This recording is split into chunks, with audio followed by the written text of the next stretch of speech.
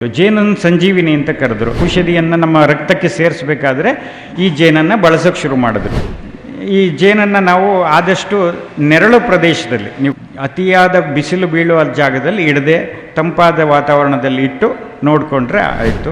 ಸಾಕಾಣಿಕೆ ಬಗ್ಗೆ ಹೇಳಬೇಕು ಅಂತಂದರೆ, ನೀವು ನಿಮ್ಮ ಕ್ಷೇತ್ರದಲ್ಲಿ ಜೇನು ಪೆಟ್ಟಿಗೆ, ಅದಕ್ಕೆ ಜೇನನ್ನು ಸಾಕಲಿಕ್ಕೆ, ಜೇನು ಸಾಮಾನ್ಯವಾಗಿ ನೀವು ಅಡವಿಯಲ್ಲಿ ನೋಡಿರ್ತೀರಿ, ಕಾಡಲ್ಲಿ ಮರದ ಪೊಟ್ರೆಯಲ್ಲಿ ಹುತ್ತದಲ್ಲಿ ಎಲ್ಲ ಇರುತ್ತೆ.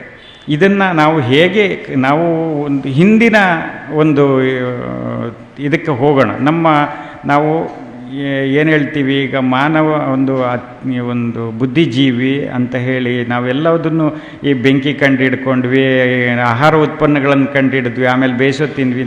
ಈ ಥರದ್ದಕ್ಕೆ ಪರಿಪಾಠವಾಗಿ ಬಂದಾಗ ನೀವು ನಮ್ಮ ಅಗತ್ಯತೆಗಳಿಗೆ ಬೇಕಾಗಿರ್ತಕ್ಕಂಥ ಅದನ್ನು ನಾವೆಲ್ಲದನ್ನು ನಮ್ಮ ಒಂದು ಕ್ಷೇತ್ರದಲ್ಲಿ ಇಟ್ಕೊಳ್ಳಿ ಶುರು ಮಾಡಿದ್ವಿ. ಅದೇ ಥರ ಆಗಿ ನಮ್ಮ ನಾಯಿ ಸಾಕೋದು, ಹಂದಿ, ಕುರಿ, ಕೋಳಿ, ಈ ಥರ ಎಲ್ಲ ಸಾಕಾಣಿಕೆಗಳನ್ನು ಮಾಡಿ, ಯಾಕೆ ಇವೆಲ್ಲ ನಮ್ಮ ಕೃಷಿಗೆ ಪೂರಕವಾದ್ದು ಅಂತ ಹೇಳಿ ನಾವು ಸಾಕ್ಕೊಳ್ತಾ ಬಂದ್ವಿ. ಅದೇ ಥರ ಜೇನು ಕೂಡ ಒಂದು ಅಂತ, ಯಾಕೆ ಜೇನು ಪಾಲಿನೇಷನ್ ಮಾಡುತ್ತೆ ಅಂತ ಹಿಂದಿನವ್ರಿಗೆ ಗೊತ್ತಿತ್ತು, ಮತ್ತು ಜೇನು ಔಷಧಿ ಗುಣ ಇರ್ತಕ್ಕಂಥದ್ದು ಅನ್ನೋದು ಗೊತ್ತಿತ್ತು. ಜೇನನ್ನು ಸಂಜೀವಿನಿ ಅಂತ ಕರೆದ್ರು.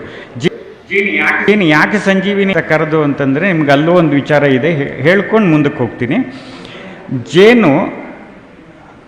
ಜೇನಲ್ಲಿರ್ತಕ್ಕಂಥ ಗ್ಲೂಕೋಸು ನಮ್ಮ ದೇಹದ ಒಳಗೆ ಸೇರಿದ ತಕ್ಷಣ, ನಮ್ಮ ಜಠರಕ್ಕೆ ಆದ ತಕ್ಷಣ 5 ರಿಂದ 8 ನಿಮಿಷದಲ್ಲಿ ಅದರಲ್ಲಿರ್ತಕ್ಕಂಥ ಆಕ್ಸಿಜನ್ ಬಿಡುಗಡೆ ಆಗುತ್ತೆ. ರಕ್ತಕ್ಕೆ ಸೇರ್ಕೊಳ್ಳುವಂಥ ಆಕ್ಸಿಜನ್ ಏನಿದೆ ಅದು 5 ರಿಂದ 8 ನಿಮಿಷದಲ್ಲೇ ರಿಲೀಸ್ ಆಗುತ್ತೆ. ಅದಕ್ಕೋಸ್ಕರ ಔಷಧಿಯಲ್ಲಿ, ಆಯುರ್ವೇದ ಔಷಧಿಯಲ್ಲೇ ಬಳಸ್ತಕ್ಕಂಥದ್ದು. ಔಷಧಿಗೆ ಅನುಪಾನವಾಗಿ, ಅಂದರೆ ಒಂದಕ್ಕೊಂದು ಏಜೆಂಟ್ ಬೇಕು. ನಿಮಗೆ ಜೇನು ನೇರವಾಗಿ ಸಿಗಲ್ಲ. ಜೇನು ಅದೆಲ್ಲ ಹೂವಿಂದ ತಂದು ಎಲ್ಲ ಬಂದಾಗ ಜೇನು ಪೆಟ್ಟಿಗೆಯಲ್ಲಿ ಜೇನು ಕಲೆಕ್ಟ್ ಮಾಡ್ತಿರಲ್ಲ, ಆವಾಗ ನಿಮ್ಗೆ ಜೇನು ಅದೊಂದು ಏಜೆಂಟ್. ಅದೇ ಥರ ಈ ಔಷಧಿಗೂ ಕೂಡ ಒಂದು ಏಜೆಂಟ್. ಔಷಧಿಯನ್ನು ನಮ್ಮ ರಕ್ತಕ್ಕೆ ಸೇರಿಸಬೇಕಾದ್ರೆ ಈ ಜೇನನ್ನು ಬಳಸೋಕೆ ಶುರು ಮಾಡಿದ್ರು.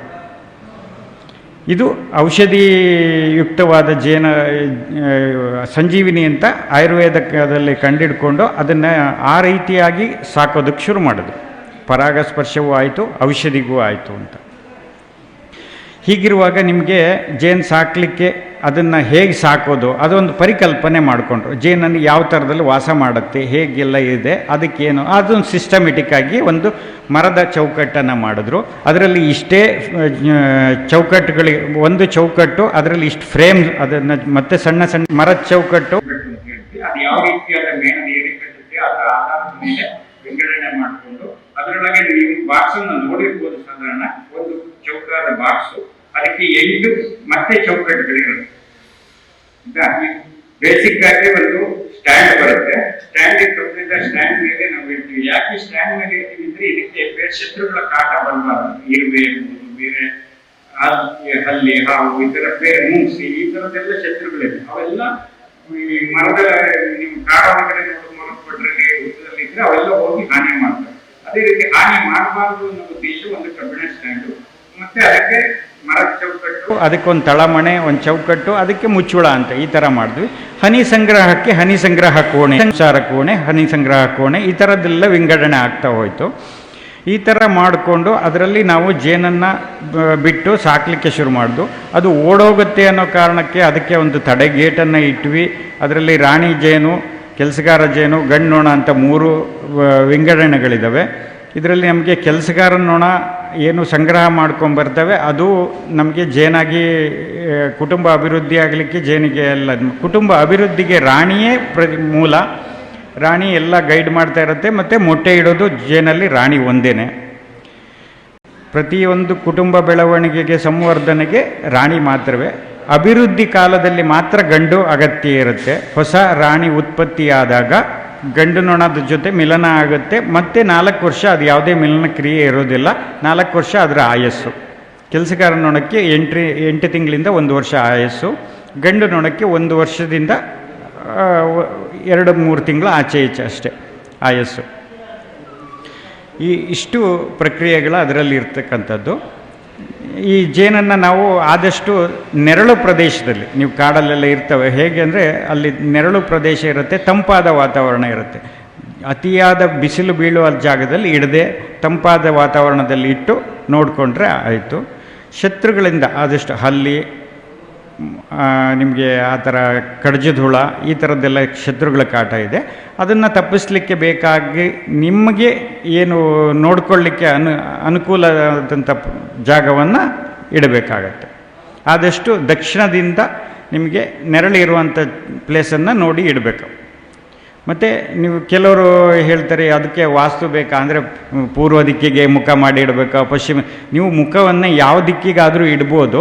ಅದಕ್ಕೆ ರನ್ವೇ ಚೆನ್ನಾಗಿರ್ಬೇಕು. ಅಂದರೆ ನಮ್ಮ ವಿಮಾನ ಹಾರಾಟ ಹೇಗಾಗುತ್ತೋ ಹಾಗೇ ಗೂಡಿಗೆ ಬಂದು ಹೋಗಲಿಕ್ಕೆ ಈ ಅಡೆತಡೆಗಳಿರಬಾರ್ದು. ಅಡೆತಡೆಗಳಿದ್ದಲ್ಲಿ ಹಕ್ಕಿಯಿಂದ ತಪ್ಪಿಸ್ಕೊಳ್ಳಿಕ್ಕೆ ಆಗಲ್ಲ, ತಡೆ ಇದ್ದರೆ. ಅದಕ್ಕೆ ಆ ಸರಾಗವಾಗಿ ಹೋಗಿ ಬರಲಿಕ್ಕೆ ನಿಮಗೆ ಇದ್ದರೆ ಆಯಿತು, ಓಪನ್ ಪ್ಲೇಸ್ ಇರಬೇಕು, ಹಾರಾಡುವಂಥ ಜಾಗ. ಗೂಡಿಂದ ಟೇಕ್ ಆಫ್ ಬರುವಾಗ ಹೊರಡುವಾಗ ನಿಮಗೆ ಓಪನ್ ಆಗಿದ್ದರೆ ಶತ್ರುಗಳಿಂದ ತಪ್ಪಿಸ್ಕೊಳ್ಳಿಕ್ಕೆ ಅವಕಾಶ ಆಗುತ್ತೆ. ಆ ಥರದ ಜಾಗ ಯಾವುದಾದ್ರೂ ನೀವು ಯಾವ ದಿಕ್ಕಿಗೆ ಬೇಕಾದರೂ ಇಡ್ಬೋದು, ಏನೂ ಸಮಸ್ಯೆ ಇಲ್ಲ. ನೀವು ಮತ್ತು ಜೇನು ಬಾಕ್ಸನ್ನು ಇಟ್ಟಾಗಲೂ ನಿಮಗೆ ಅದು ಜೇನು ಬಾಕ್ಸಿನ ಸುತ್ತ ಓಡಾಡುವಷ್ಟು ಜಾಗ ಇರಬೇಕು ಫ್ರೀಯಾಗಿ. ಅಂದರೆ ನೀವು ಅದರ ಕೆಲಸ ಮಾಡಿಕೊಳ್ಳಿಕ್ಕೆ ಅನುಕೂಲ ಆಗುತ್ತೆ. ಈ ನಿಮಗೆ ಫ್ರೀಯಾಗಿ ಇಲ್ಲ ಅಂದರೆ ಅವು ಏನೋ ಒಂದು ಸ್ವಲ್ಪ ನೀವು ಯಾವುದೋ ಒಂದು ಟೈಮಲ್ಲಿ ಹೋಗಿ ಮುಟ್ತೀರಾ, ಅಗ್ರೆಸಿವ್ ಆಗ್ತವೆ, ಆವಾಗ ತಪ್ಪಿಸ್ಕೊಳ್ಳೋಕ್ಕೆ ಆಗಲ್ಲ. ನೀವು ಒಂದು ಕಿಷ್ಕಿಂದಲ್ಲಿ ಎಲ್ಲ ತುಂಬ ಮನೆಗಳಲ್ಲಿ ನೋಡಿದ್ದೀನಿ, ಗೋಡೆ ಸೈಡಲ್ಲಿ ಇಟ್ಕೊಳ್ಳೋದು, ಇಲ್ಲ ಎಲ್ಲೋ ಒಂದು ಇದರಲ್ಲಿ ನೇತಾಕೋದು, ಈ ಥರ ಎಲ್ಲ ಮಾಡಿದಾಗ ಅದರದ್ದು ಏನು ಮೇಂಟೆನೆನ್ಸ್ ಅಂತ ಮಾಡೋಕ್ಕಾಗಲ್ಲ. ಅಂದರೆ ನಾವು ಅಧಿಕವಾಗಿ ಅದರಿಂದ ಲಾಭ ಪಡ್ಕೊಳ್ಳೋಕ್ಕಾಗಲ್ಲ. ನಾವು ಇಟ್ವಿ ಬಂದ್ವಿ ಅಷ್ಟೇ. ಅದು ಜೇನೇನೋ ಪಾಲಿನೇಷನ್ ಮಾಡ್ತು, ಒಂದು ಸ್ವಲ್ಪ ದಿನ ಇತ್ತು, ಹಾರೋಯ್ತು, ಈ ಥರ ಒಂದು ಹೇಳ್ತಾರೆ. ಬಿಟ್ಟರೆ ಅದರಿಂದ ನಾವು ಏನೂ ಲಾಭ ಪಡ್ಕೊಳ್ಳಿಲ್ಲ, ಏನು ಗೊತ್ತಾಗಲಿಲ್ಲ. ಯಾಕೆಂದರೆ ಪಾಲಿನೇಷನ್ ಆಗಿದ್ದು ಅವ್ರಿಗೆ ಗೊತ್ತಾಗಲ್ಲ, ಅದು ಪರೋಕ್ಷ ಲಾಭ. ಪ್ರತ್ಯಕ್ಷ ಲಾಭ ಇವರು 1 ವರ್ಷವೂ ತುಪ್ಪ ತೆಗೆದಿರಲ್ಲ. ಆಮೇಲೆ ಮೇಲೆ ನೇತಾಕಿದ್ದೀವಿ, ಹೊರಲೇ ಬರುತ್ತೆ ಅಂತ ಹೇಳಿದ್ರು, ಅದಕ್ಕೆ ಮೇಲೆ ನೇತಾಕಿದ್ದೀವಿ ಅಂತಾರೆ. ಇನ್ನು ಗೋಡೆ ಹತ್ತಿರ ಯಾಕೆ ಇಡಬೇಡಿ ಅಂದರೆ ಗೋಡೆನಲ್ಲಿ ಜೇಡ ಬಲೆ ಕಟ್ಟುತ್ತೆ. ಆ ಜೇಡ ಪ್ರತಿಯೊಂದು ಹುಳನೂ ಹಿಡಿದು ತಿಂತಾ ಇರುತ್ತೆ. ದಿನಕ್ಕೆ ಒಂದು 50ರಿಂದ 100 ಹುಳನಾದ್ರು ಹಿಡಿದು ತಿನ್ನೋಕ್ಕೆ ಶುರು ಮಾಡ್ತವೆ ಜೇಡ. ಅದು ನೀವು ಮತ್ತೆ ಅದಕ್ಕೆ ಏನಾದರೂ ಮುಚ್ಚಲಾಗಿ ಬೇರೆ ಏನಾದ್ರು ಬುಟ್ಟಿನೋ ಇನ್ನೊಂದು ಮುಚ್ಚಿಟ್ಟಿರ್ತಾರೆ, ಆವಾಗ ಅದರಲ್ಲಿ ಹಲ್ಲಿಗಳು ಬಂದು ಸೇರ್ಕೊಂಡಿರ್ತವೆ. ಹಲ್ಲಿಗಳು ಕೂಡ ಅದನ್ನು ಹಿಡಿದು ತಿಂತವೆ. ಈ ಥರದ್ದೆಲ್ಲ ಸಮಸ್ಯೆಗಳಿದೆ. ಅದನ್ನೆಲ್ಲ ನೀವು ಹೊರಗಡೆ ಓಪನ್ ಪ್ಲೇಸಲ್ಲಿ ಇಟ್ಟಾಗ ನೀವು ಇಡಬೇಕು. ಹೌದು, ನೀವು ಅದಕ್ಕೆ ಗೋಡೆ ಹತ್ತಿರ ಇಡಬೇಡಿ, ಓಪನ್ ಪ್ಲೇಸಲ್ಲೇ ಇಡಿ. ಅಂಥ ಪ್ಲೇಸಲ್ಲಿ ನೀವು ಮುಚ್ಚಿಡಿ, ಏನೂ ಸಮಸ್ಯೆ ಇಲ್ಲ ಅಂತ. ನೀವು ಗೋಡೆ ಹತ್ತಿರ ಇಟ್ಟಾಗ ಹಲ್ಲಿಗೂ ಸಿಕ್ತು, ಜೇಡಕ್ಕೂ ಸಿಕ್ತು, ಎರಡೂ ಕಡೆಯಿಂದನೂ ದಿನ ಅಟ್ಯಾಕ್ ಆಗ್ತಾ ಇರುತ್ತೆ, ನಿಮ್ಮ ಕುಟುಂಬ ಕ್ಷೀಣಿಸ್ತಾ ಹೋಗುತ್ತೆ. ಓಪನ್ ಪ್ಲೇಸಲ್ಲಿ ಇಟ್ಟಾಗ ನೀವು ಮುಚ್ಚಿಡಿ. ಅದಕ್ಕೆ ನೀವು ಮುಚ್ಚಿಡುವಾಗ ಏನೋ ಈ ಕಲ್ಲು ಹೇರಿಡ್ತಾರೆ, ತಗಡು ಶೀಟ್ ಇಟ್ಟು, ಫೈಬರ್ ಶೀಟ್ ಇಟ್ಟು ಎಲ್ಲ, ಇದೆಲ್ಲ ಗಾಳಿಗೆ ಹಾರಿಕೊಂಡು ಎಲ್ಲದೂ ಬೀಳೋದಿರುತ್ತೆ. ಆ ಥರ ಎಲ್ಲ ಮಾಡಿಬಿಡಿ. ಒಂದು ಪ್ಲಾಸ್ಟಿಕ್ ಶೀಟನ್ನು ಮುಚ್ಚಿ ಕ್ಲೀನಾಗಿ ಬಿಗಿಯಾಗಿ ಕಟ್ಟಿಡೋದು ಅಭ್ಯಾಸ ಮಾಡಬೇಕು. ಕಬ್ಬಿಣದ ಕಂಬಕ್ಕೂ ಏನು ಇಟ್ಟಿರ್ತೀರಿ ಅದಕ್ಕೂ ಮತ್ತು ಪೆಟ್ಟಿಗೆಯನ್ನು ಸೇರಿಸಿ, ಪ್ಲಾಸ್ಟಿಕ್ ಶೀಟನ್ನು ಸೇರಿಸಿ ನೀವು ಬಲವಾಗಿ ಕಟ್ಟೋದನ್ನು ಅಭ್ಯಾಸ ಮಾಡ್ಕೋಬೇಕು. ಒಂದು ದಾರದಿಂದ ಬಲವಾಗಿ ಕಟ್ಟಬೇಕು, ಶೀಟ್ ಹಾರೋಗಬಾರ್ದು. ಕ್ಲೀನಾಗಿ ನಿಮಗೆ ನೀರೆಲ್ಲ ಬಸ್ತು ಹೋಗೋಕ್ಕೆ ಪ್ಲಾಸ್ಟಿಕ್ ಮುಚ್ತೀರಿ, ಆ ಪ್ಲಾಸ್ಟಿಕ್ಕು ಮತ್ತೆ ಪುನಃ ಎದ್ದು ಹೋಗಬಾರ್ದು ಅಂತ ದಾರದಿಂದ ಕಟ್ಟಬೇಕು ಬಿಗಿಯಾಗಿ. ಹಾಗೆ ಅಲ್ಲ, ಗಂಡುಗಳನ್ನು ನೀವು ತೆಗೆಯುವಂಥ ಅವಶ್ಯಕತೆ ಇಲ್ಲ. ಅದನ್ನೇ ನಾನು ಹೇಳೋದು. ಈಗ ಲಾಭ ಮಾಡ್ಕೊಳ್ಬೇಕು ಅಂತ ಹೊರಟಾಗ ನೀವು ಕುಟುಂಬ ವರ್ಧನೆ ಮಾಡ್ಕೊಳ್ತೀರಿ. ಕುಟುಂಬ ವರ್ಧನೆ ನೀವೇ ಅವು ನ್ಯಾಚುರಲ್ಲಾಗಿ ಡಿವೈಡ್ ಆಗೋ ಒಂದು ಸಂದರ್ಭ ಇರುತ್ತೆ. ಅದರಲ್ಲಿ ಅಭಿವೃದ್ಧಿ ಕಾಲ, ಅಭಾವ ಕಾಲ, ಜೇನು ಕಾಲ ಅಂಥೇಳಿ. ಈ ಮಳೆಗಾಲ ಸೀಸನ್ನು ನಾವೇನು ಹೇಳ್ತೀವಿ, ಆವಾಗ ಯಾವುದೇ ರೀತಿ ಹೂ ಅರಳಿದ್ರೂ ಅದರಲ್ಲಿ ನಮಗೆ ಪರಾಗ ಮತ್ತು ಮಕರಂದ ಸಿಗಲ್ಲ, ಕಡಿಮೆ ಆಗಿರುತ್ತೆ. ಆ ಒಂದು ಆಹಾರದ ಅಭಾವ ಆದಾಗ ಅವು ಕುಟುಂಬ ಕ್ಷೀಣಿಸ್ತಾ ಹೋಗ್ತವೆ. ಆವಾಗ ನಾವು ಹೊರಗಡೆಯಿಂದ ನಾವು ಏನು ಸಕ್ಕರೆ ನೀರನ್ನು ಕೊಟ್ಟು ಅವಕ್ಕೆ ಕುಟುಂಬ ಅಭಿವೃದ್ಧಿ ಆಗಲಿಕ್ಕೆ ವ್ಯವಸ್ಥೆ ಮಾಡಿಕೊಡ್ಬೇಕಾಗತ್ತೆ. ಅದರ ನಂತರದಲ್ಲಿ ನಿಮಗೆ ಅಭಿವೃದ್ಧಿ ಕಾಲ ಬಂದಾಗ ಗಂಡು ನೊಣಗಳು ಉತ್ಪತ್ತಿ ಆಗುತ್ತೆ. ಗಂಡು ನೊಣಗಳನ್ನು ನೀವು ಉತ್ಪತ್ತಿ ಆಗಲಿಕ್ಕೆ ಶುರುವಾಯಿತು ಅಂದಾಗ ಕುಟುಂಬ ವಿಭಜನೆ ಮಾಡಿಕೊಳ್ಬೇಕು. ಕುಟುಂಬ ವಿಭಜನೆ ಮಾಡ್ಕೊಳ್ಳೋದು ಭಾರಿ ಸುಲಭ, ನಿಮಗೆ ಏನು ವಿಶೇಷವಾಗಿ ಏನಿಲ್ಲ. ಇದು ನಿಮಗೆ 8 ಚೌಕಟ್ಟಿನ ಒಂದು ಪೆಟ್ಟಿಗೆ ಆದರೆ, ಈಗ ಸಣ್ಣದು ಬಂದಿದೆ, 6 ಚೌಕಟ್ಟಿನ ಪೆಟ್ಟಿಗೆನೂ ಬಂದಿದೆ. ಯಾವುದೇ ಇರಲಿ, ನೀವು ಆ ಪೆಟ್ಟಿಗೆಯಲ್ಲಿ ನೀವು ಒಂದು 60% ಒಂದು ರಾಣಿ ನೊಣವನ್ನು ಗುರುತಿಸಲಿಕ್ಕೆ ಗೊತ್ತಾಗುತ್ತೆ. ಇಲ್ಲ ಅಂದರೆ ಬ್ಲೈಂಡಾಗಿ ಕೂಡ ಮಾಡ್ಬೋದು.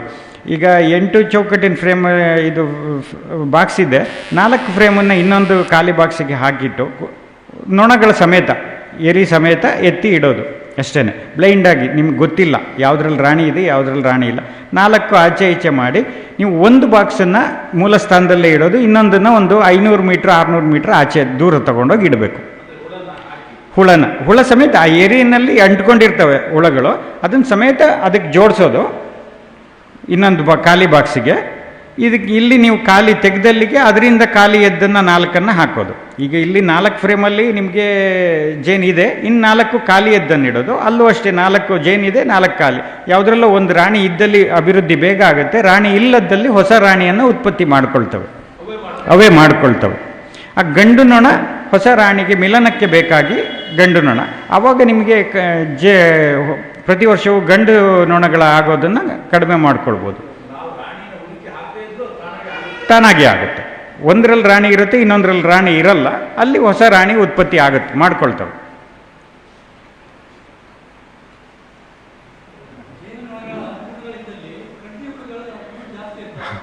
ಹೌದು ಹೌದು ಹೌದು. ಈಗ ಏನು ಸಿಹಿ ಕಂಡಲ್ಲಿ ಎಲ್ಲರಿಗೂ ಆಸಕ್ತಿ ಜಾಸ್ತಿ. ಈಗ ಮನುಷ್ಯರಿಗೆ ಸಕ್ಕರೆ ಕಾಯಿಲೆ ಒಂದು ಬರಲಿಲ್ಲ ಅಂದಿದ್ರೆ ಅವರು ಕೂಡ ವಿಪರೀತವಾಗಿ ಸಿಹಿ ಮೇಲೆ ಬಿದ್ದಿರ್ತಿದ್ನೇನೋ. ಈಗ ಅದು ಬರೋಕ್ಕೆ ಹೋಗಿ ಸಿಹಿಯನ್ನು ಸ್ವಲ್ಪ ದೂರ ಇಟ್ಟಿದ್ದಾರೆ. ಈಗ ಆ ಥರಕ್ಕಾಗಿ ಸಿಹಿಯನ್ನು ತಿನ್ನಲಿಕ್ಕೆ ಜೇನ ಏನು ಅಲ್ಲಿ ಇದೆ, ಆ ಸಿಹಿಯನ್ನು ಸಂಗ್ರಹ ಮಾಡಲಿಕ್ಕೆ, ಅವು ವಂಶಾಭಿವೃದ್ಧಿಯನ್ನು ಹೆಚ್ಚಿಸ್ಕೊಳ್ಳಿಕ್ಕೆ ಕಡಜು ಬರೋವಂಥದ್ದು. ಅದನ್ನು ನೀವು ಅವಾಯ್ಡ್ ಮಾಡಲಿಕ್ಕೆ ಈಗ ಮೆಶ್ ಹಾಕಿ ಅದಾಕಿ ಇದಾಕಿ ಅಂತ ಹೇಳ್ತಾರೆ. ಅದಲ್ಲ, ಏನು ಕಡಜು ಎಲ್ಲಿದೆ ಗೂಡನ್ನು ಅದನ್ನು ನಾವು ನಾಶಪಡಿಸ್ಬೋದೇ ವಿನಃ ಬೇರೆ ಯಾವುದೇ ಪರ್ಯಾಯ ಮಾರ್ಗ ಇಲ್ಲ ಅಂತಂದರೆ ಅವಕ್ಕೇನೆ ಬೇರೆ ನೀವು ಸಕ್ಕರೆ ನೀರನ್ನ ಹೊರಗಡೆ ಇಟ್ಟರೆ ಅದನ್ನ ಪಾಡಿಗೆ ಅದು ತಗೊಂಡು ಹೋಗ್ತವೆ. ಜೇನಿಗೆ ಯಾವುದೇ ರೀತಿ ಹಾನಿ ಮಾಡಲ್ಲ.